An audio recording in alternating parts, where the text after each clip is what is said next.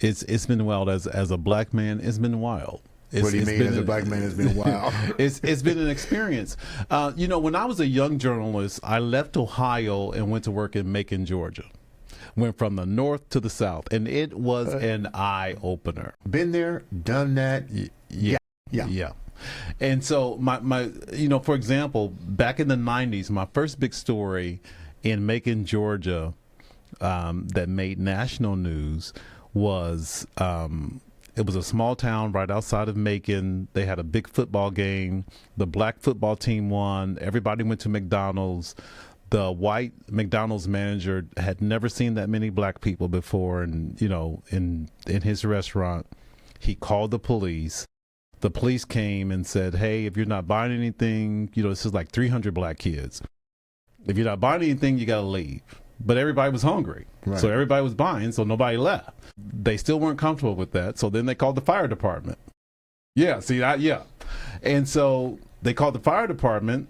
The fire chief ordered everyone to leave, but they were still eating. And so since they wouldn't leave, they took out the hoses and started spraying everybody. And my mother called. She's like, "You need to pack your stuff up, get back up here to Ohio." I said, "Mom, I can't come back."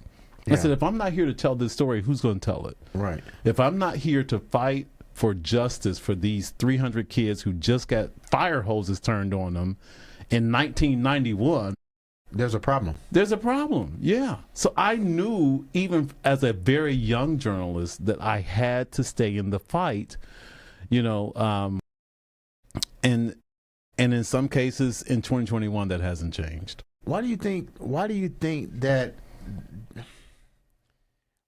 this is still going on from a news standpoint? Why do you think this tension, this senseless act that happened and believe me, that's not an isolated incident.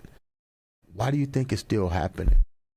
I think people aren't comfortable with letting people be who they are. I think we still have some people who actually fear losing their position. Okay. And that should not be the case. I've always said, I don't want people to treat me differently. I don't want people to treat me special. I don't want people to make exceptions for me. Just be fair.